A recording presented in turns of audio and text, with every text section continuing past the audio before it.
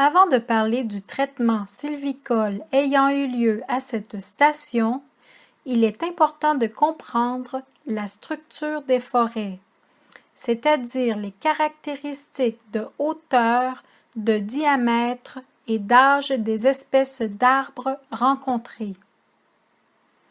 En foresterie, la structure de la forêt, qu'on appelle aussi peuplement, est très importante dans le choix des traitements sylvicoles mis en place.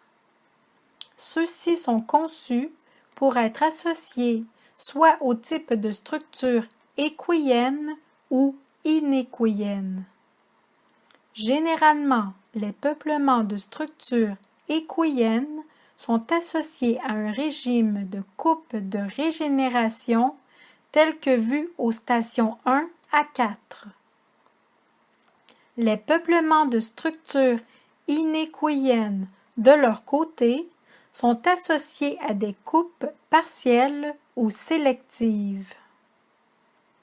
Les peuplements inéquiennes contiennent des arbres de tous les âges et diamètres, de la jeune pousse jusqu'à l'arbre mature. Ces peuplements sont surtout composés d'essences d'arbres tolérantes à l'ombre avec, parfois, des espèces semi-tolérantes dues à la présence continuelle de gros sujets qui réduisent considérablement la quantité de lumière au sol. Parmi ces essences, notons les bois durs comme l'érable, le hêtre et le bouleau jaune. Les gros arbres qui sont présents dans les peuplements inéquiennes forment un environnement dans lequel les jeunes arbres peuvent se développer. Cet environnement permet le renouvellement continuel du peuplement par la présence d'arbres de tous les âges.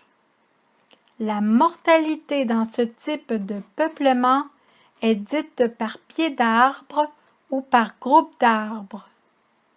Par exemple, lorsqu'un gros arbre meurt et tombe au sol, la trouée ainsi créée permet à la lumière d'atteindre le sol et de favoriser la venue de nouvelles tiges ou encore d'accélérer la croissance des jeunes tiges en place. Ainsi, les jeunes arbres les plus vigoureux profiteront de la situation et se démarqueront dans la course à la lumière.